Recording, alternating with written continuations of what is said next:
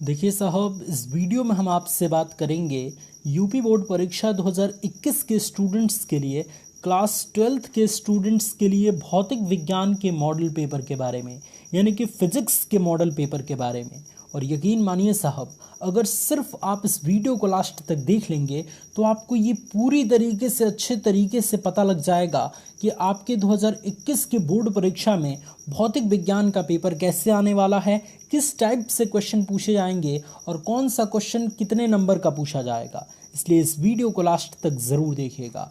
इससे पहले आप यहाँ पे देख सकते हैं कि इसका समय 3 घंटे 15 मिनट होता है आपके पेपर का, और पूर्णांक जो है वो 70 नंबर का होता है, क्योंकि 30 नंबर आपके प्रैक्टिकल के लिए निर्धारित किए जाते हैं, जिसमें आप प्रैक्टिकल करेंगे और वाइवा देंगे। ठीक है, और ये पूर्णांक 70 नंबर का पेपर होता है। ठीक है, इसके लिए आपको कुछ महत्वपूर्ण निर्देश दिए गए हैं जिन्हें पढ़ना बहुत ज़रूरी है। तो आइए हम इन सबको पढ़ के आपको सुना देते हैं।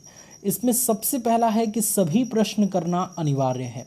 इसमें दूसरा है कि इस प्रश्न पत्र में 5 खंड हैं: खंड अ, खंड ब, खंड स, खंड द और खंड य।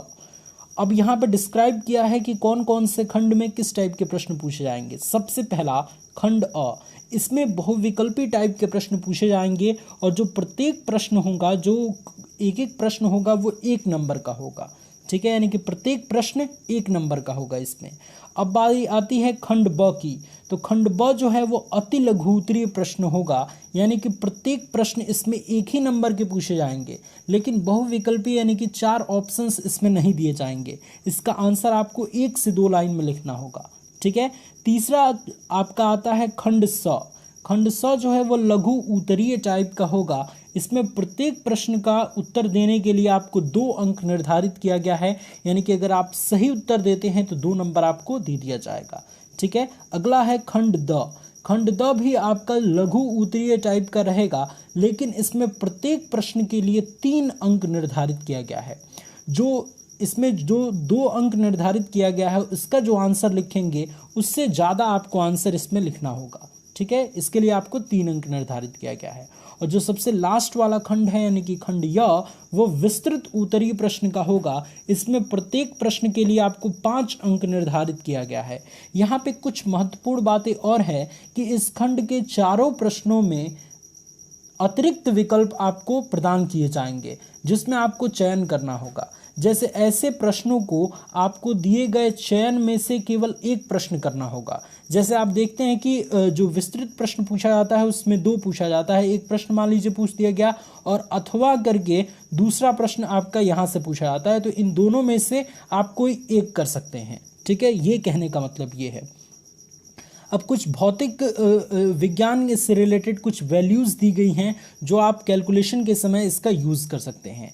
सबसे पहला हमारा स्टार्ट होता है खंड अ। खंड अ के अंतर्गत, जैसा कि मैंने आपको बताया कि बहुविकल्पी प्रश्न होते हैं, आप यहाँ पे देख सकते हैं सबसे पहले प्रश्न का टाइप। सबसे पहला प्रश्न के अंतर्गत आपको 6 प्रश्न पूछे जाएंगे: क, ख, ग, घ, अंग और च। ठीक है, जिसमें सबसे पहले टाइप का प्रश्न ये है कि इलेक्ट्रॉन वोल्ट का मान होता है। ठीक है, तो इलेक्ट्रॉन वोल्ट का कितना मान होता है? 1.6 गुणे 10⁻⁻19 जूल। तो यहाँ पे आप ऑप्शन नंबर बी यहाँ पे टिक कर सकते हैं, तो इसके लिए 1 अंक आपको मिल गया। ठीक है, दूसरा भी प्रश्न आपका बहुविकल्पी टाइप का रहेगा। मैं ये नहीं कहता कि सेम प्रश्न पत्र आएगा, इसी टाइप का प्रश्न आ सकता है, क्वेश्चन चेंज हो सकता है। ठीक है, दूसरा प्रश्न है आपका किरचॉफ का धारा नियम किसके संरक्षण को व्यक्त करता है, यानी कि जो केसीएल है, किरचॉफ करंट्स लॉ, वो किस चीज को व्यक्त करता है, किस संरक्षण को व्यक्त करता है? तो वो जो है वो आवेश संरक्षण को व्यक्त करता है। तो आपको 1 नंबर यहाँ पे मिल गया। इसी तरीके से 6 प्रश्न आपके पूछे जाएंगे। आप 6 प्रश्न अपने स्क्रीन पे यहाँ पे देख पा रहे होंगे। ठीक है, तो पहला प्रश्न हमारा इस तरीके से समाप्त होता है। अब बारी आती है दूसरे प्रश्न की, खंड ब की। खंड ब के अंतर्गत अति लघु उत्तरीय प्रश्न पूछा जाएगा, जो कि आपका 1 नंबर का रहेगा, और इसमें आपको 1 लाइन में उत्तर देना है, 2 लाइन में उत्तर देना है। ठीक है, जैसे कि इसमें आपको कितने प्रश्न पूछे जाएंगे? तो इसमें आपके 6 प्रश्न पूछे जाएंगे: क, ख, ग, घ, अंग और च। सबसे पहले प्रश्न का टाइप आप देख पा रहे होंगे कि +3 डायोप्टर तथा -1 डायोप्टर क्षमता के 2 लेंस संपर्क में रखे हैं तो उनकी संयुक्त फोकस दूरी होगी। तो आप इसके लिए फॉर्मूला जानते हैं 1/f equals to 1/f1 plus 1/f2। तो सबसे पहले आप f निकालेंगे और इसके बाद से संयुक्त लेंस की फोकस दूरी निकाल लेंगे। तो बड़ा सिंपल सा है। तो ये 1 नंबर आपको दे दिया जाएगा इसको सॉल्व करने पे। ठीक है। दूसरे टाइप का है कि लेंज का नियम लिखिए, किसी भौतिक राशि के संरक्षण पर, ये किस भौतिक राशि के संरक्षण पर आधारित है ये भी आपको बताना है। तो दोनों चीज अगर बताएंगे तो 1 नंबर आपको मिल जाएगा। इसी तरीके से तीसरे टाइप का प्रश्न है कि वैद्युत चुंबकीय स्पेक्ट्रम में सबसे छोटी तथा सबसे बड़ी तरंग दैर्ध्य की तरंगों का नाम लिखिए। तरंग दैर्ध्य मतलब वेवलेंथ। तो इसका आपको सिंपली नाम लिख देना है, 1 नंबर आपको यहां से मिल जाएगा। ठीक है। नेक्स्ट टाइप है आपका कि वैद्युत बल रेखाएं परस्पर कभी नहीं काटती हैं, समझाइए क्यों। क्यों वो एक दूसरे को कभी नहीं काटती हैं। तो आपने अगर पढ़ा होगा कि जहां कटान बिंदु होता है, जब एक दूसरे को नहीं काटती हैं, अगर काटती तो कटान बिंदु पर 2 स्पर्श रेखाएं खींची जा सकती थीं, जो कि संभव नहीं है। ठीक है। तो ये सारी चीजें आपको अध्ययन करना पड़ेगा। अगर आप अध्ययन करेंगे तो 1 नंबर का क्वेश्चन बड़ा ही सिंपल वे में आप टिक करके आ जाएंगे। ठीक है। उसके बाद से नेक्स्ट है आपका कि 50 ओम प्रतिरोध के धात्विक तार को खींचकर उसकी लंबाई 2 गुनी कर देते हैं तो नया प्रतिरोध होगा। तो ये भी फॉर्मूला बेस्ड आपका न्यूमेरिकल है, इसके लिए भी 1 नंबर आपको निर्धारित किया गया है। तो इस तरीके से, और यहाँ पे लास्टवा प्रश्न है लॉरेंज बल क्या है, इसके लिए व्यंजक लिखिए। ठीक है। तो देखिए कुल मिला के दूसरे नंबर प्रश्न में 6 प्रश्न पूछा गया है, जो कि 1-1 2-2 लाइन के हैं। ठीक है। लॉरेंज बल क्या है इसको आपको डिफाइन करना है, और इसके लिए कौन सा व्यंजक होता है, क्या सूत्र होता है, ये भी आपको डिफाइन करना है। ठीक है। तो ये बड़े ही इंपॉर्टेंट चीजें हैं जो कि आपको खंड ब से ध्यान में रखनी है, आप यहाँ पे देख सकते हैं। तो अब आप आगे हम बढ़ते हैं और आपको हम खंड स के बारे में बताते हैं। खंड स आपके लिए बहुत ज़्यादा इंपॉर्टेंट है, और इसके लिए भी जो अंक निर्धारित किए गए हैं वो प्रत्येक प्रश्न के लिए 2 अंक निर्धारित किए गए हैं। जिसमें आप देखिए पहले टाइप में आप देख सकते हैं तीसरे में कितना प्रश्न पूछा जाएगा, तो एक बार मैं देख लेता हूं, इसमें 4 प्रश्न पूछे जाएंगे। ठीक है। 4 प्रश्न में आप यहाँ पे देख पा रहे होंगे कि पहला प्रश्न आपका न्यूमेरिकल टाइप का है कि 1.94 हेनरी प्रेरक, 10 माइक्रोफैरड संधारित्र तथा 25 ओम प्रतिरोधक एवं प्रत्यावर्ती स्रोत V बराबर 282 साइन 100t वोल्ट के साथ श्रेणी क्रम में जोड़े गए हैं। परिपथ की प्रतिबाधा, वर्ग माध्य मूल धारा तथा ऊष्मा क्षय की दर ज्ञात कीजिए। ठीक है। तो प्रत्यावर्ती धारा से ये चैप्टर लिया गया है, ये जो है वो न्यूमेरिकल्स लिया गया है। तो इस प्रत्यावर्ती जो धारा है, अल्टरनेटिव करंट जो है, वो बहुत इंपॉर्टेंट है आप सभी के लिए। उसके न्यूमेरिकल्स काफ़ी पूछे जाते हैं, जैसा कि आप यहाँ पे देख पा रहे होंगे 2 नंबर में एक क्वेश्चन पूछा गया है। दूसरा आपका क्वेश्चन कुछ इस तरीके से पूछा गया है कि संधारित्र किससे कहते हैं, धारिता की परिभाषा लिखिए। ठीक है। अथवा करके यहाँ पे दे दिया गया है एक और प्रश्न, यानी कि ख वाले में दोनों में से कोई एक प्रश्न आप कर सकते हैं। इसमें भी आपको एक न्यूमेरिकल्स दे दिया गया है। ठीक है। उसके बाद से ग वाला टाइप आप देख सकते हैं और घ वाला टाइप आप देख सकते हैं। तो कुल मिला के खंड आपका जो खंड स है उसमें अति लघु नहीं लघु उत्तरीय प्रश्न पूछे जाएंगे, जो कि आपके 2-2 नंबर के रहेंगे। ठीक है। उसके बाद से खंड द के बारे में हम बात करते हैं।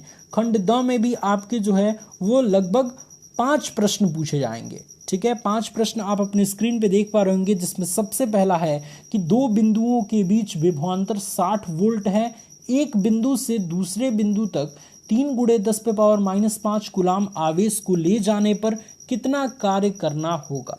ठीक है। तो ये आपका बहुत इजी सवाल है, आप अगर थोड़ी बहुत भी पढ़ाई किए होंगे तो आप इसको बहुत आसानी से कर सकते हैं। ठीक है। क्योंकि आप देख सकते हैं कि V का मान दे दिया गया है, Q का मान दे दिया गया है, और W का मान पूछ रहा है, तो W बराबर होता है V/Q। तो आप इसको बहुत ही सिंपल तरीके से कर सकते हैं।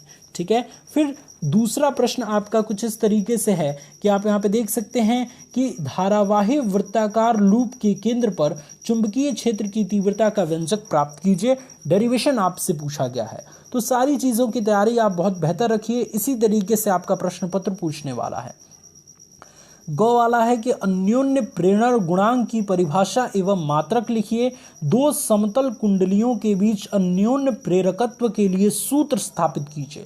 ठीक है। तो जो स्व प्रेरण गुणांक है और अन्योन्य प्रेरण गुणांक है, ये बड़ा ही इंपॉर्टेंट है आपके बोर्ड एग्जाम्स के दृष्टिकोण से, तो आप इन्हें बहुत अच्छे तरीके से ज़रूर तैयार कीजिएगा। और अगर आप एक क्लास 12th के स्टूडेंट हैं तो हमारे चैनल से भी तैयारी कर सकते हैं। बहुत ज़बरदस्त तैयारी हम कराते हैं, हर एक टॉपिक को बहुत अच्छे तरीके से क्लियर करते हैं, ठीक है। तो इसके लिए भी आपको 3 अंक निर्धारित किए गए हैं। नेक्स्ट आपका है कि संपर्क में रखे 2 पतले लेंसों की फोकस दूरी के लिए व्यंजक स्थापित कीजिए। ये भी अगर आप डेरिवेशन करते हैं तो 3 नंबर आपको दिया जाता है, ठीक है। उसके बाद से है लास्ट प्रश्न आपका इस खंड के अंतर्गत कि हाइगेन्स के द्वितीयक तरंगिकाओं के सिद्धांत के आधार पर प्रकाश के अपवर्तन को समझाइए। तो हाइगेन्स वाला भी चैप्टर बहुत ज़्यादा इंपॉर्टेंट है। 3 नंबर का प्रश्न आपको यहाँ पे देखने को मिल गया है, ठीक है। और 5वां जो प्रश्न है वो बहुत इंपॉर्टेंट है, इसमें भी आपको लघु उत्तरीय प्रश्न से संबंधित ही चीज़ें मिलेंगी। 3 नंबर का ये भी प्रश्न आपको पूछा जा रहा है। जैसे कि आप देख पा रहे होंगे, पहला प्रश्न इसके अंतर्गत ये है कि निलंबित चल कुंडली धारामापी का सिद्धांत लिखिए एवं उसकी धारा सुग्राहिता का व्यंजक प्राप्त कीजिए।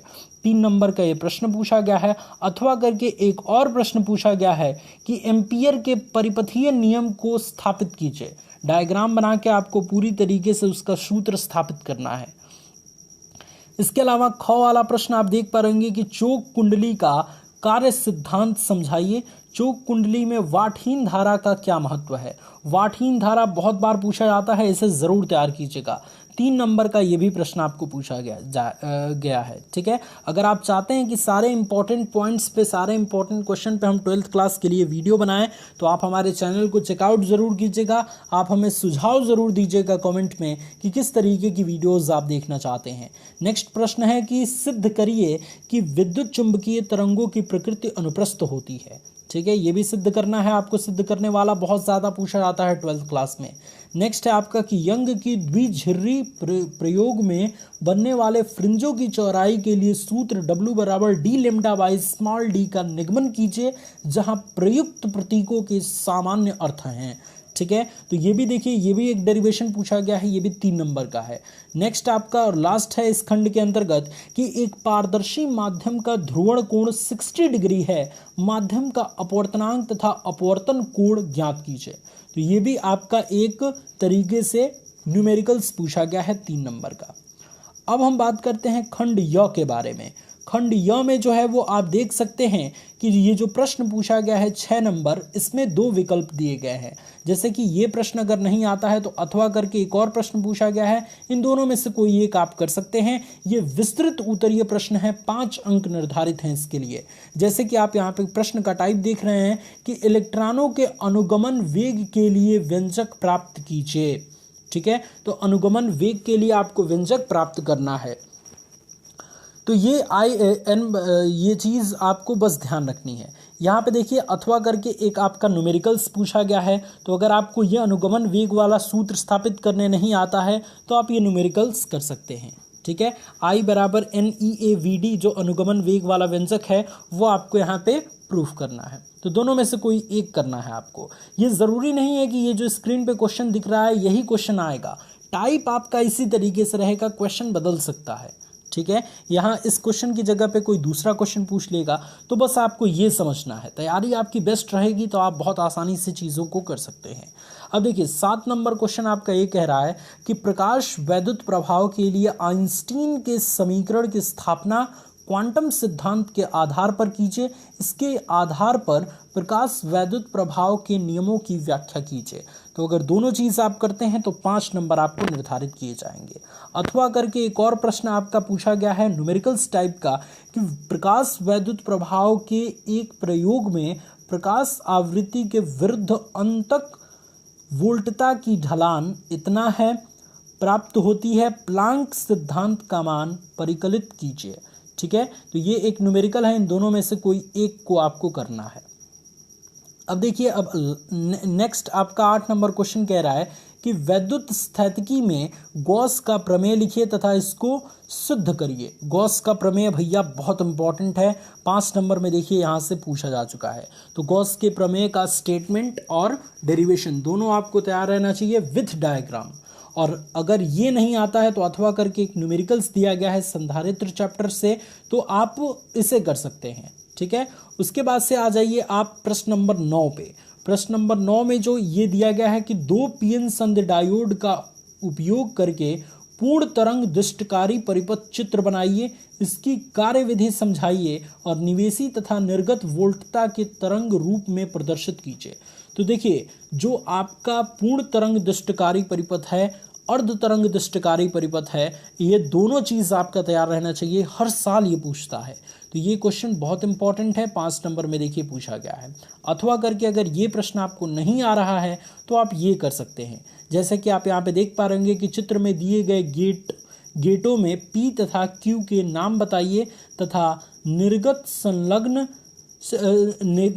सिग्नल Y का सत्यता सारणी बनाइए तथा निवेशी तथा निर्गत सिग्नलों के तरंग प्रतिरूप दर्शाइए। ठीक है, ये आपको बताना है कि इसमें कौन सा गेट है, इसकी सत्यता सारणी बनानी है और आपको इसके निर्गत सिग्नलों के तरंग प्रतिरूप दर्शाना है। ठीक है, तो टोटल यही आपका प्रश्न पत्र है। जैसा कि सभी खंड को मैंने आपको बता दिया कि किस तरीके से किस टाइप के प्रश्न आपको पूछे जाएंगे। अगर आपको इंपॉर्टेंट क्वेश्चंस की लिस्ट देखना है, अगर आपको सारे टॉपिक्स को अच्छे से पढ़ना है, तो आप हमारे चैनल से पढ़ाई कर सकते हैं। तो अगर आपको ये वीडियो पसंद आया तो इस वीडियो को लाइक कीजिए, और ऐसी ही वीडियोस देखना चाहते हैं और तैयारी से रिलेटेड यूपी बोर्ड 2021 की तैयारी करना चाहते हैं तो आप हमें कमेंट में ज़रूर बताइए, और किस तरीके की वीडियोस देखना चाहते हैं अपनी सुझाव हमें कमेंट में ज़रूर दीजिएगा। ये वीडियो पसंद आया, इसे लाइक कीजिए, अपने दोस्तों में शेयर कीजिए। इस वीडियो को देखने के लिए बहुत बहुत धन्यवाद।